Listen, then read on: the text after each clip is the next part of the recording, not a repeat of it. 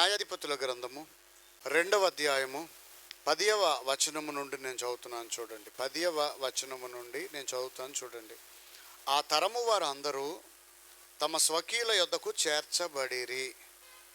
వారి తరువాత యెహోవానైనను ఆయన ఇశ్రాయేలీల కొరకు చేసిన కార్యములనైనను ఎరుగని తరము ఒకటి పుట్టగా, ఇశ్రాయేలీలు యెహోవా కనుల ఎదుట కీడు చేసి ఐగుప్తీయులు ఐగుప్తు దేశములో నుండి వారిని రప్పించిన తమ పితరుల దేవుడైన యెహోవాను విసర్జించి బయలు దేవతలను పూజించిరి. తమ చుట్టూ నుండి జనుల దేవతలలో ఇతర దేవతలను అనుసరించి వాటికి నమస్కరించి యెహోవాకు కోపము పుట్టించిరి. వారు యెహోవాను విసర్జించి బయలును అస్తారోతును పూజించిరి. కాబట్టి యెహోవా కోపాగ్ని ఇశ్రాయేలీయుల మీద మండెను. ఆయన దోచుకుని వారి చేతికి వారిని అప్పగించెను. వారు ఇశ్రాయేలీయులను దోచుకొనిరి. ఆయన వారి చుట్టూ ఉన్న వారి శత్రువుల చేతికి వారిని అప్పగించెను గనుక వారు తమ శత్రువుల ఎదుట నిలువలేకపోయిరి. యెహోవా వారితో చెప్పినట్లు, యెహోవా వారితో ప్రమాణము చేసినట్లు వారు పోయిన ప్రతి స్థలమున వారికి బాధ కలుగజేయుటకు యెహోవా వారికి శత్రువాయను గనుక వారికి మిక్కిలి ఇబ్బంది కలిగెను. హల్లెలూయా. దేవుడు శత్రువు అవుతాడా? తన బిడ్డలకి శత్రువు అవుతాడా?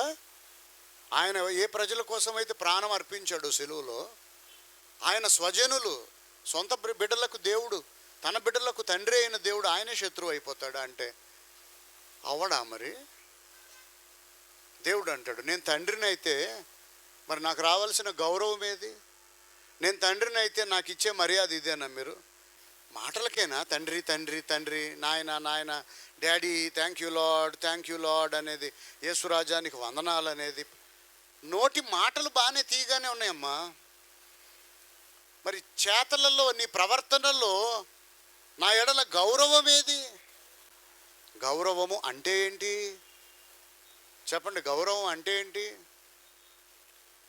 దేన్ని గౌరవం అని అంటాం మనం అని అంటే, మా నాన్నకి ఏది ఇష్టం లేదో అది నాకు వద్దు, మా నాన్నకు నచ్చింది నాకు వద్దు అని అనుకోవటం గౌరవం.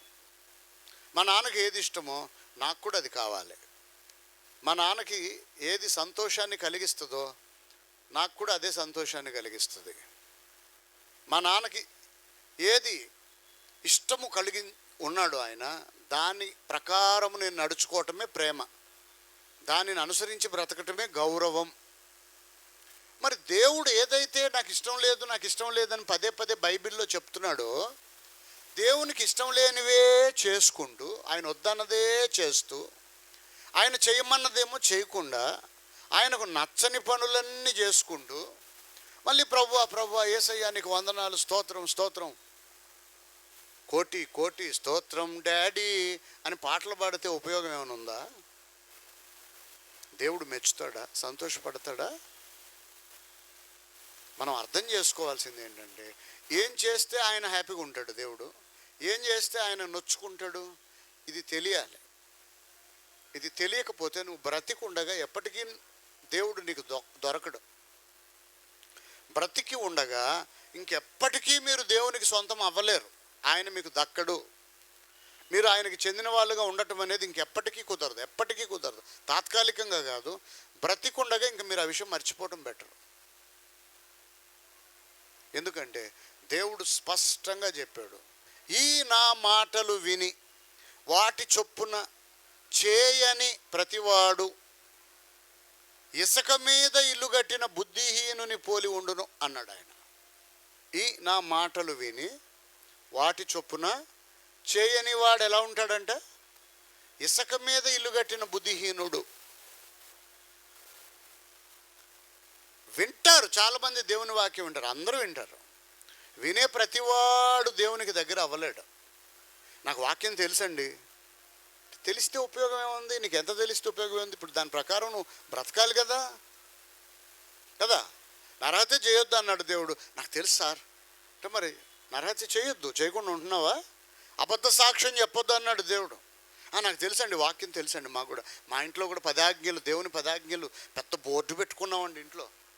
మంచిదే, పెద్ద బోర్డు పెట్టుకున్నావు, మంచిదే. కానీ మరి అబద్ధ సాక్ష్యం చెప్పకుండా అబద్ధాలు మాట్లాడకుండా ఉంటున్నావా? నీ పొరుగువాంది ఏదో ఆశించొద్దు అన్నాడు దేవుడు.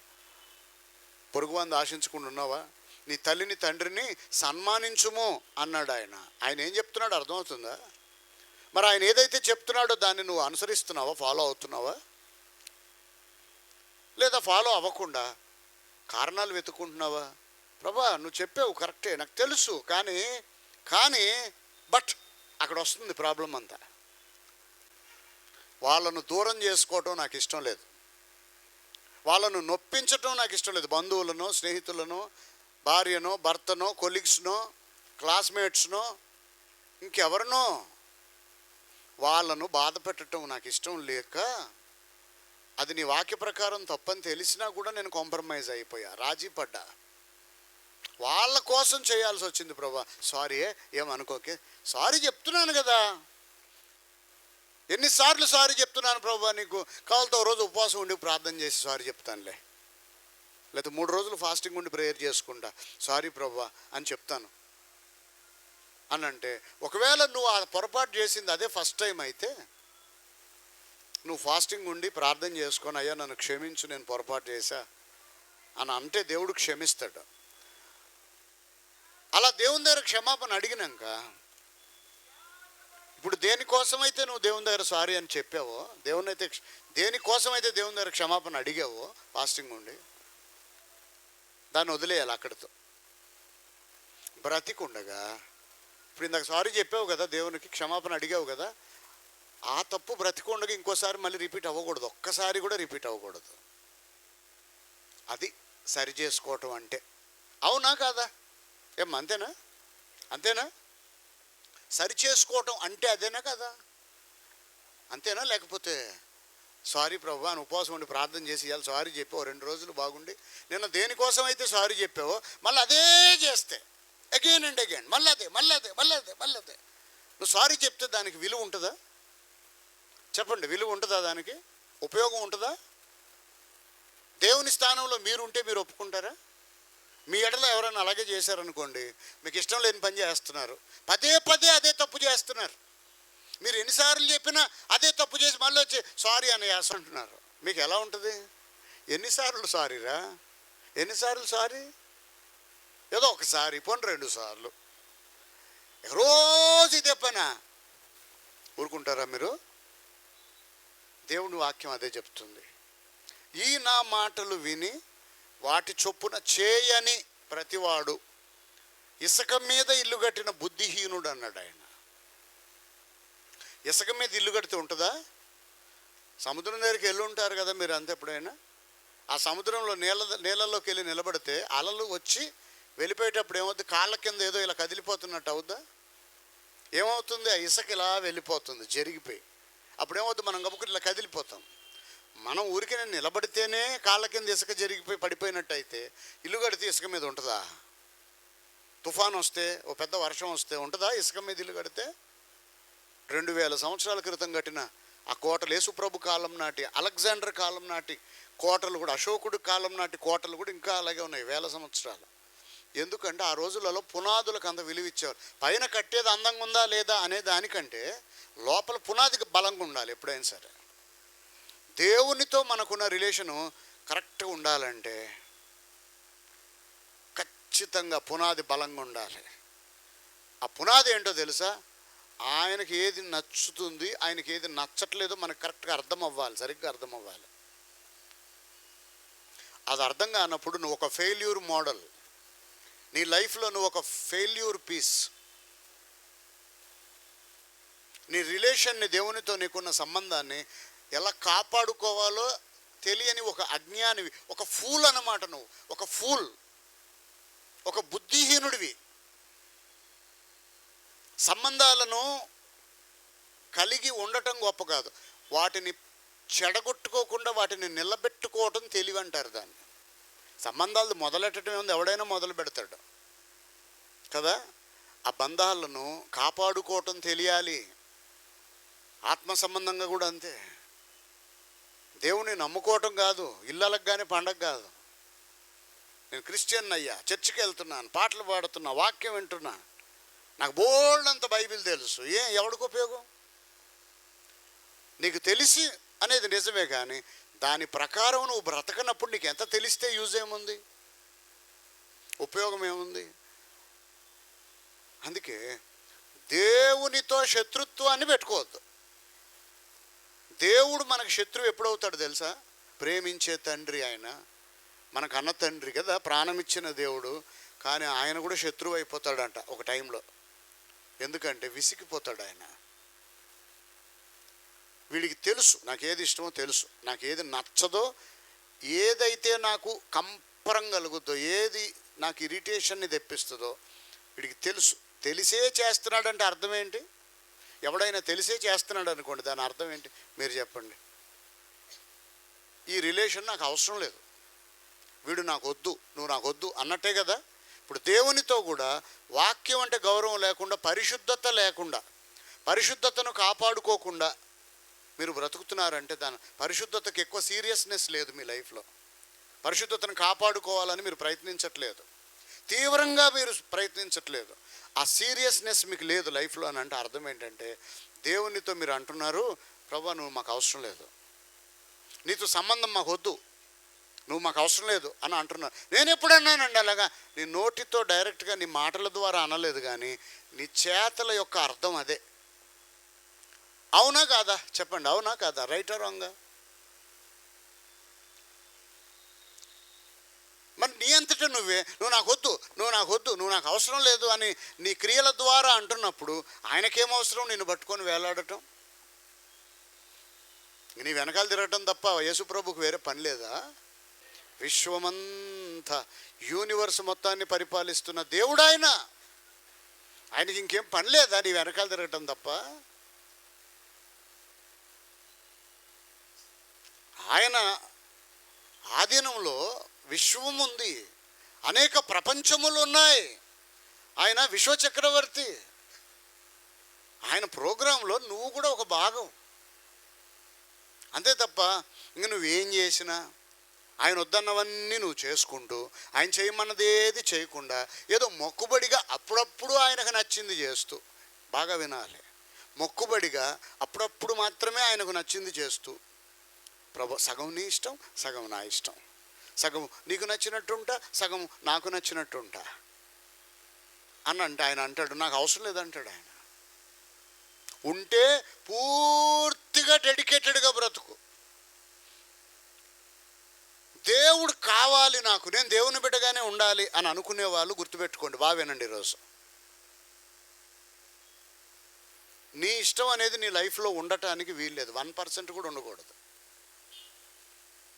మరి నా ఇష్టం, నాకు ఆత్మాభిమానం లేదా? నాకు ఇష్టాలు ఉండవా? నువ్వు చచ్చిపోవాలి. నిన్ను నీవు చంపుకుంటే తప్ప దేవుడు దక్కడు. నిన్ను నీవు చంపుకోవటం అంటే ఏంటి? నీ ఇష్టం చచ్చిపోవాలి, నీ అభిప్రాయాలు చచ్చిపోవాలి, నీ లాజిక్లు చచ్చిపోవాలి, నీ ఉద్దేశాలు చచ్చిపోవాలి, నీ ఇంట్రెస్ట్లు ఉంటాయి కదా, నీ ఆసక్తి. సింపుల్గా చెప్పాలంటే టోటల్గా నీ బ్రెయిన్ మొత్తం తీసి డస్ట్బిన్లో పడాయి. నా ఇష్టానికి విలువ లేదా? నాకు ఇష్టాలు ఉంటాయి.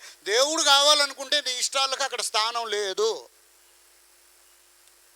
నీకు దేవుడు కావాలనుకుంటే నీ ఇష్టాలు కూడా కొంచెం ఉంచుకుంటాను ప్రభు అని అంటే కుదరదు. అట్లా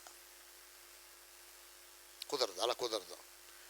కొంచెం నా భార్యను సంతోష పెడతా, కొంచెం నేను సంతోష పెడతా, కొంచెం మా ఆయన్ని సంతోష పెడతా, కొంచెం నేను సంతోష పెడతా అన్నానంటే దేవుడు అంటాడు నాకు అవసరం లేదంటాడు. దేవుడు అన్నాడు నా నిమిత్తము తల్లినైనను, తండ్రినైనను, భార్యనైనను, భర్తనైనను, అన్నదమ్ములనైనను, అక్క చెల్లెళ్ళనైనను, కనబిడ్డలనైనా, ఆస్తిపాస్తులనైనా, ప్రాణము సహితము నా కొరకు మీరు ఒకవేళ విడిచిపెట్టుకోవటానికి రెడీగా లేకపోతే మీరు నాకు అవసరం లేదన్నాడు. అన్నాడా లేదా ప్రభు? ఈ మాట ఉందా? ప్రభు అన్నాడా? దాని అర్థం ఏంటి? ఎప్పుడన్నా ఆలోచించారా కొంచెం కూర్చొని తీరుబాటుగా? దేవునికి ఏది ఇష్టం, ఏది ఇష్టం లేదు, ఇది అర్థం అవ్వాలి మనకి. అది మీకు ఎంత అర్థమైంది?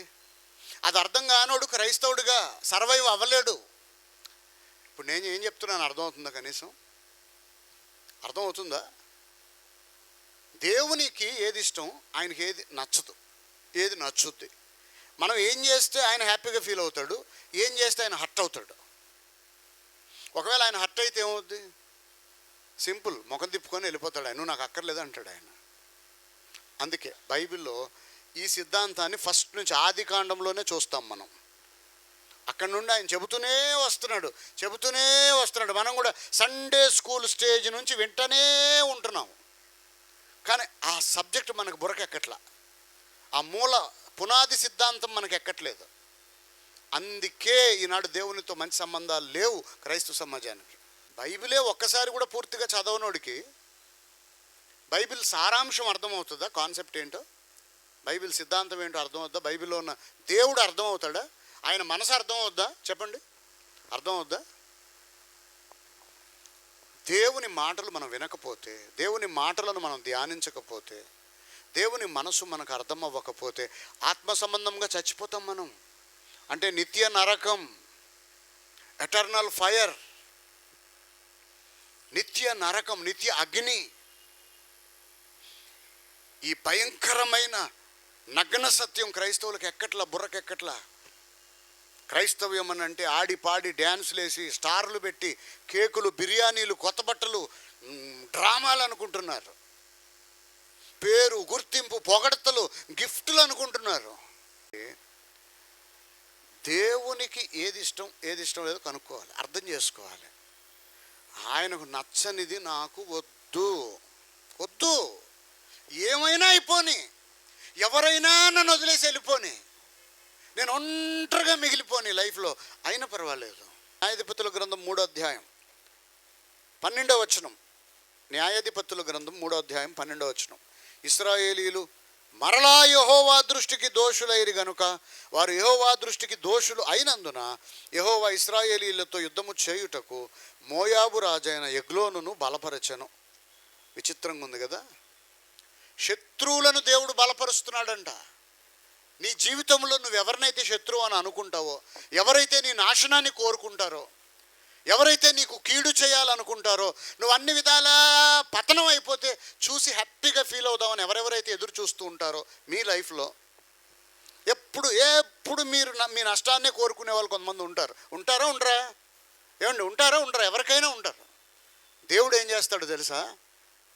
ఆయనకు గనక నువ్వు కోపం పుట్టించేటట్టుగా నువ్వు బ్రతికితే, ఆయనకు నచ్చనట్టు బ్రతికితే, దేవుడు ఏం చేస్తాడంటే నీ శత్రువులకు ఫేవర్ చేస్తాడు. నిన్ను పక్కన పెట్టేసి ఎవడైతే నీ నాశనాన్ని కోరుకుంటున్నాడో వాడిని బలపరుస్తాడు దేవుడు నీకు ఎగెన్స్ట్గా. గుర్తుపెట్టుకోండి, దేవుడే నీకు విరోధం అయితే ఇక మనకు దిక్కెవరు? పాటలు పాడుకుంటాం, దేవుడు మనకు ఎల్లప్పుడూ తోడుగానున్నాడు, ఎల్లప్పుడు కాదు, ఎల్లప్పుడు ఎప్పుడు నువ్వు దేవునికి నచ్చినట్టు ఉంటే, ఆయన మనసు అర్థం చేసుకుంటే, ఆయనకు నచ్చనిది నీ లైఫ్లో లేకుండా నువ్వు తీసేస్తే అప్పుడు ఆయన నీకు తోడుగా ఉంటాడు. అంతే తప్ప నీ ఇష్టం వచ్చినట్టు నువ్వు డ్రామాలు ఆడుకుంటూ డ్యాన్సులు వేసుకుంటూ ఇంక ఇదే క్రైస్తవ్యం అని అనుకొని నీకు ఇష్టమైనవి మాత్రమే చేస్తూ, ఆయనకి ఏది ఇష్టం లేదో తెలిసి కూడా మళ్ళీ అవే చేసి నాకు ఎందుకు చేసేవరా అని అంటే ఏదో ఒక కారణాలు, ఏదో సోదంతా చెప్పి, కానీ దేవుడు అంటే నాకు ప్రేమే. అరే మరి దేవునికి ఇష్టం లేనిది చేసావు కదరా అని అంటే చేశానులేండి, అయితే ఏంటి, అయినా దేవుడు అంటే నాకు ప్రేమే. ఆయన చెప్పింది చేయట్లేదు కరెక్టే, కానీ ఆయన అంటే నాకు ఇష్టమే, ఆయన అంటే గౌరవమే. దీని గౌరవం అంటారా? దాన్నే ప్రేమ అంటారా? దేవుడు మా తండ్రి అండి, కన్న తండ్రి, సృష్టికర్త. ఆ మాత్రం వివేకం లేకుండా ఉన్నాము ఏంటంటే ఆయన సృష్టికర్త, నా తండ్రి అని అన్నప్పుడు మరి ఆయన తండ్రి అయితే ఆయనకు గౌరవించు, ఆయనకు లోబడు.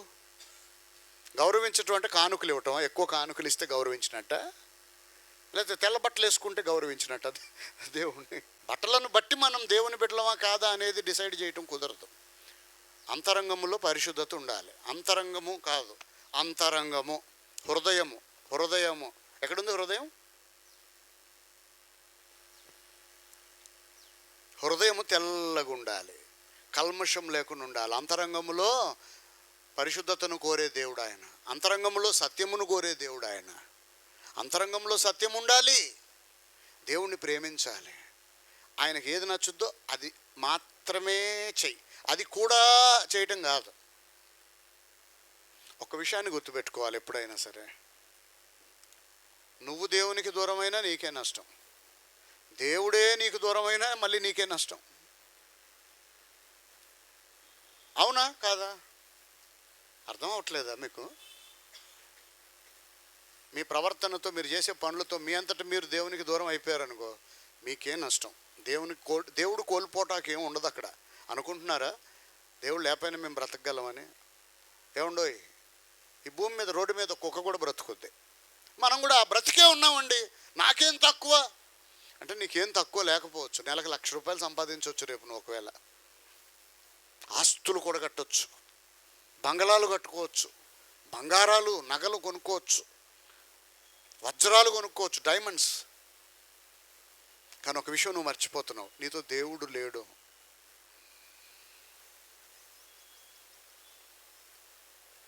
దేవుణ్ణి నువ్వు మిస్ చేసుకున్నాక నీకు ఏముంటే ఉపయోగం ఏముంది? అసలు నీ బ్రతుక్కే విలువ లేదు. సరే, నువ్వు చచ్చిపోతావు రేపు ఎల్లుండో, 4 రోజులు అటో ఇటో. ఏది చూసుకొని అయితే నువ్వు ఇప్పుడు మురిసిపోయావో, బంగారము, వెండి, ఆస్తి, జీతము, నగలు, చచ్చిపోయినప్పుడు మన వెంట వస్తాయా?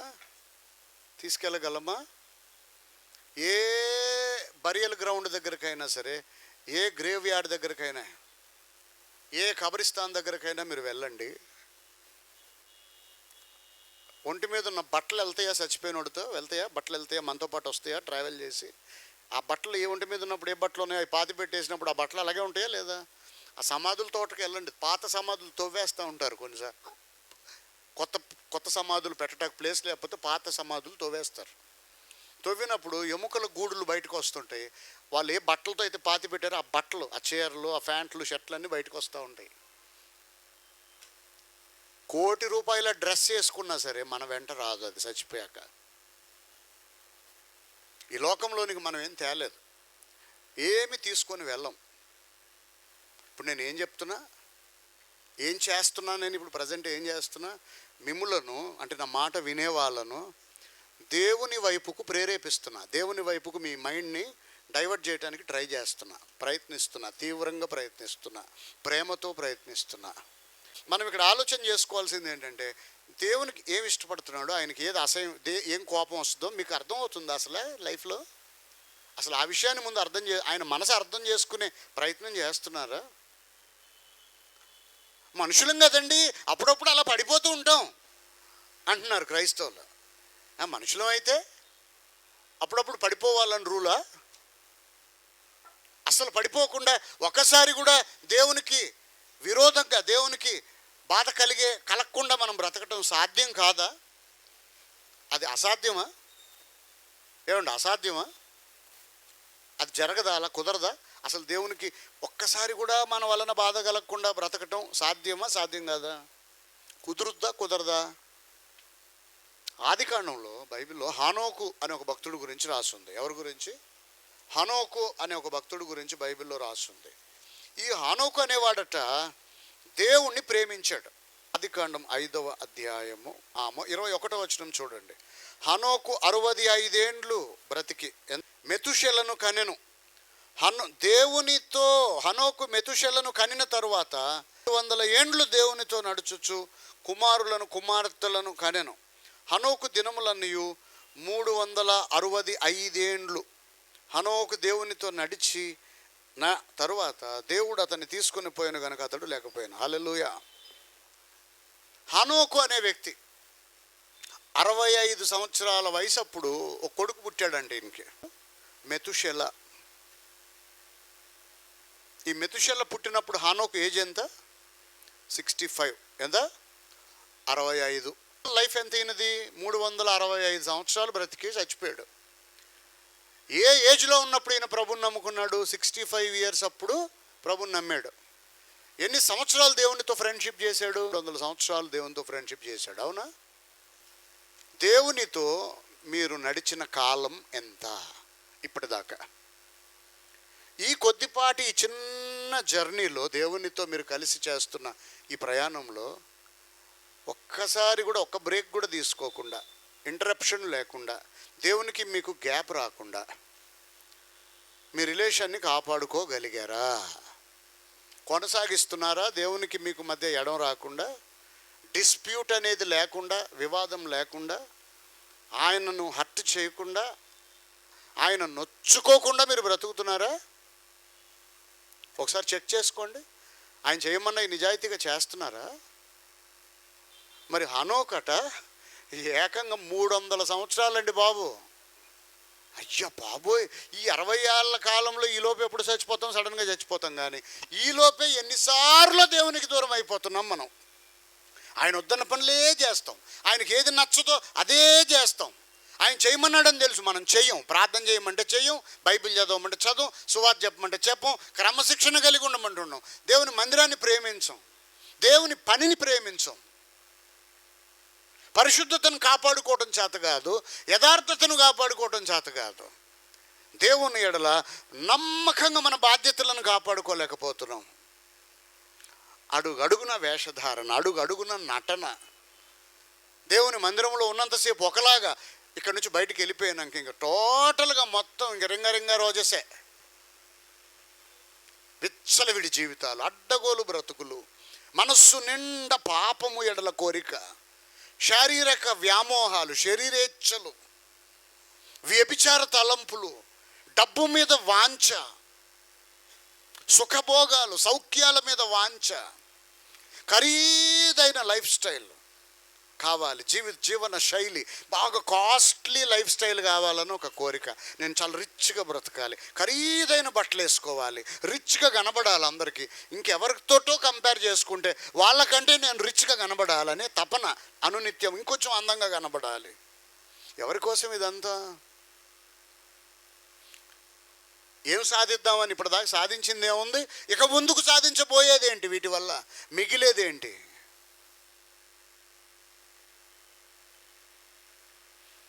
మర్చిపోతున్నాం మనం, ఒక విషయాన్ని మర్చిపోతున్నాం. నేను రేపు చచ్చిపోతాను, సడన్గా చచ్చిపోతా. మరణం అనేది ఒకటి ఉంది నా లైఫ్లో. ఇక మరణం అనేది ఒక్కసారి జీవితంలోకి వచ్చాక ఇక దేవుని దగ్గర అప్పుడు సరి చేసుకుంటా. వారి ఆత్మకు శాంతి చేకూరాలని మనం ప్రార్థన చేసిన, ఈ బ్రతికున్న భూమి మీద మనోళ్ళు ఎంతమంది క్యాండిల్ వెలిగించి అయ్యా ఆ పవిత్రాత్మకు శాంతి కలగాలని అందరూ వచ్చి ప్రార్థన చేసినాక చేసేది ఏం లేదు. ఎవడింకా బ్రతికుండగానే ఏం చేసినా సరే, చచ్చిపోయినోడు ఆత్మ శాంతించాలని బ్రతికున్నోడు వచ్చి మనం ప్రార్థన చేస్తే వాడికి శాంతి కలగదు. అది అబద్ధం. అదే నిజమైతే లాజరు ధనవంతుడి కథలో శాంతించాలని భూమి మీద వాళ్ళ మనుషులు, వాళ్ళ తమ్ముళ్ళు, అన్నయ్యలు, భార్యలు, కొడుకులు అందరూ ప్రార్థన చేసి ఉండరా? మరి ఆడ ఆత్మ శాంతించిందా? నరకంలో ఉందా? అబ్రహాం ఏమన్నాడు? కుమారుడా, అక్కడి వాళ్ళు ఇక్కడికి, ఇక్కడ వాళ్ళు అక్కడికి రావటం కుదరదు, మీకు మాకు మధ్య ఒక అగాధము ఉంచబడినది అన్నాడా లేదా? ఈ అగాధాన్ని దేవుడు ఏర్పాటు చేశాడా? నువ్వే ఏర్పాటు చేసుకున్నావా? నీ ప్రవర్తనతో చేతులారా నువ్వు తెచ్చుకున్నావు. ఆ స్థానానికి వెళ్ళటానికి కారణం దేవుడా? ఆ ధనవంతుడు ఆ నరకంలోకి వెళ్ళటానికి దేవుడు బాధ్యుడా? వాడు భూమి మీద బ్రతికి ఉండగా వాడు చేసిన పనులు, వాడు మాట్లాడిన మాటలు, వాడు తీసుకున్న నిర్ణయాలు కాదా? వాడు బ్రతికేగా వాడిని అక్కడికి లాక్కెళ్ళింది నరకానికి. మనం ఏమన్నా పైనుంచి ఊడిపడ్డామా స్పెషల్గా? మనం చచ్చిపోమా రేపు? ఎవరో ముందు చచ్చిపోతాం, ఎవడికి తెలుసు? సడన్గా చచ్చిపోతాం. ఆ రోజు నీ పరిస్థితి ఏంటి? ఈ లోకాన్ని విడిచిపెట్టేస్తావు. నువ్వు ఇంత ప్రేమించి ఇన్ని క్రీములు, సొల్యూషన్స్, పెర్ఫ్యూములు ఏవేవో రాసుకొని పూసుకొని నువ్వు చాలా అపురూపంగా కాపాడుకున్న ఈ శరీరాన్ని పురుగులు తింటాయి, పురుగులు తినేస్తాయి. మర్చిపోతున్నాం మనం. నేను ఒక మనిషిని, రేపు నేను చచ్చిపోతా, నాకు చావు అనేది ఒకటి ఉంది, ఆ మరణము తర్వాత కూడా లైఫ్ ఉంది, నేను దేవునికి లెక్క చెప్పాలి అనేది మర్చిపోతున్నాం మనం. క్రైస్తవుడు కూడా ఇలాగే మర్చిపోతే ఇలా ఇష్టం వచ్చినట్టు ఎందుకు బ్రతుకుతున్నారు అనుకున్నారు క్రైస్తవులు? భయం లేకుండా, దేవుడికి ఇష్టం లేదని తెలిసినా వీడు ఇలా అవే చేస్తున్నాడు ఎందుకు అనుకున్నారు? మర్చిపోతున్నాం. రేపు నేను చచ్చిపోతాను అనేది మర్చిపోతున్నాం. ఎల్లకాలం ఒక్కొక్కటి తీరు ఉంటే మనం గమనిస్తే, ఒక్కొక్కటి జీవితాన్ని గమనిస్తే ఎలా ఉంటుందంటే, ఇక నేను నాకు చావనే సావని ఎప్పటికీ బ్రతికే ఉంటా అన్నట్టుగా ఉంటుంది ఇలా ధీమా. ఎంత పిచ్చతనం అండి, ఎంత వెర్రితనం. మలాకి గ్రంథం 1వ అధ్యాయం 6వ వచనంలో ఏమని రాస్తుందంటే, కుమారుడు తన తండ్రిని గనపరచును కదా, దాసుడు తన యజమానుని గనపరచును కదా. నా నామమును నిర్లక్ష్య పెట్టే యాజకులారా, నేను తండ్రినైతే నాకు రావలసిన ఘనత ఏమాయను? నేను యజమానుడనైతే నాకు భయపడువాడు ఎక్కడ ఉన్నాడు అని సైన్యములకు అధిపతి యెహోవా మిమ్మును అడుగగా, ఏమి చేసి నీ నామమును నిర్లక్ష్య పెట్టితిమి అని మీరు అందరూ. మన వాళ్ళందరూ చేసే పని ఇదే. మేమేం చేసాం పాస్టర్ గారు? మేమేమన్నాం అసలు? మేమన్నా అన్నామా? మేమేమన్నా చేసామా? వాళ్ళు ఏం తెలియనట్టు అమాయకుల్లాగా, అమూల్ బేబీస్ లాగా వేలు పెట్టుకోండి. ఎందుకో పాస్టర్ గారికి ఇంత కోపం వచ్చింది. దేవుడిని అడుగుతున్నారంట, దేవుని బిడ్డలు అడుగుతున్నారంట. దేవుడు అన్నాడు, మీరు నన్ను గౌరవించట్లేదు, నాకు లోబడట్లేదు, నన్ను అవమానిస్తున్నారని దేవుడు అంటే, మేమేం చేసాం ప్రభా? మేమేం తప్పు చేసాం? బాగానే ఉన్నాంగా. మళ్ళీ రివర్స్లో అటాక్ అనమాట. అంటే దేవుడు పిచ్చోడు అనమాట. దేవుని కంటే వీళ్ళు జ్ఞానులు అనమాట. దేవుని కంటే వీళ్ళు గనులు అనమాట. దేవుని కంటే వీళ్ళకి ఎక్కువ తెలుసు అనమాట. దేవుడు పిచ్చోడు, అందుకే అంటున్నాడు కదా, నన్ను మీరు గౌరవించట్లేదు అని అంటే దేవుడు, నేను తండ్రిని అయితే మీకు మర్యాద, నాకు ఇచ్చే మర్యాద ఏది, మీరు గౌరవం ఏది అని దేవుడు అడుగుతుంటే, మీరు నన్ను అవమానిస్తున్నారా అని దేవుడు అంటుంటే వీళ్ళు ఏమంటున్నారు? ఏమి చేసి నీ నామమును నిర్లక్ష్య పెట్టితిమని మీరు అందరూ. అంటే దేవునితో ఆర్గ్యుమెంట్. అంటే వాళ్ళు ఏం తప్పు చేశారో కూడా వాళ్ళకి తెలియట్లే. అంత గుడ్డి వాళ్ళు అయిపోయారు ఆత్మ సంబంధంగా. అంటే నేను చేస్తుంది తప్పు అనే స్పృహ కూడా వాళ్ళకి లేదన్నమాట. అంటే దేన్ని తప్పు అంటారు, ఎలా ప్రవర్తిస్తే ఇది రాంగో అది కూడా వాళ్ళకి అర్థం కావట్లేదు. సరే, వాళ్ళకి అర్థం కాలేదు. దరిద్రం ఏంటో తెలుసా? దేవుడు అరే నువ్వు చేసింది తప్పు అని చెప్తున్నప్పుడైనా రియలైజ్ అవ్వాలని ప్రయత్నించట్లేదు. మారు మనసు పొందుదాం, నా తప్పును నేను అర్థం చేసుకుందాం, సరి చేసుకుందామని అనుకోవట్లేదు వీళ్ళు. మేమేం చేసాం అని మళ్ళీ రివర్స్లో దేవుణ్ణి అడుగుతున్నారు, క్వశ్చన్ చేస్తున్నారు. ఒకవేళ మీరు ఇలాగే ఉన్నారా? మీ జీవితంలో ఇలాగే ఉన్నారా? మీరు కూడా దేవునితో మీ వ్యవహారం, మీ శైలి ఇలాగే ఉందా? ఒకసారి చెక్ చేసుకోండి, సరి చేసుకోండి. కనీసం ఈరోజైనా దేవునితో సమాధాన పడండి, దేవుని దగ్గర క్షమాపణ అడుగుదాం, దిద్దుబాటు చేసుకుందాం. లేదా సడన్గా వస్తుంది మరణదినం. వయసుతో సంబంధం లేదు. ఏ నిమిషం మనం ఈ లోకాన్ని విడిచిపెట్టి వెళ్ళిపోవాలో తెలియదు. మీ వయసు ఏదైనా అయి ఉండొచ్చు, గ్యారంటీ అయితే లేదు కదా. అందుకే నేను చెప్తున్నా, దేవునితో మీ స్నేహం కరెక్ట్గా ఉందా? మీకు ఎంత వాక్యం తెలుసు అనేది ఇక్కడ ఇంపార్టెంట్ కాదు, ఓకేనా? మీకు ఎంత చక్కటి స్వరం ఉంది, గానకోకిల పి సుశీలలాగా మీరు పాడతారా, ఎస్పి బాలసుబ్రహ్మణ్యంలా పాడతారా, అవన్నీ వద్దు. పాడితే సంతోషం. అంతకంటే ఇంపార్టెంట్ ఏంటో తెలుసా? ముందు దేవునితో ఫ్రెండ్షిప్ కరెక్ట్గా ఉందా మీకు? అంతరంగంలో పరిశుద్ధతను కాపాడుకుంటున్నారా? దేవునికి ఏది నచ్చదు, ఏది నచ్చుద్ది మీకు అర్థమవుతుందా అసలు? ఒకవేళ అర్థమైతే ఆయనకు నచ్చనిది మీరు వదిలేస్తున్నారా నిజాయితీగా? ఇది చెక్ చేసుకోండి ఈరోజు ఇంటికి వెళ్ళాక.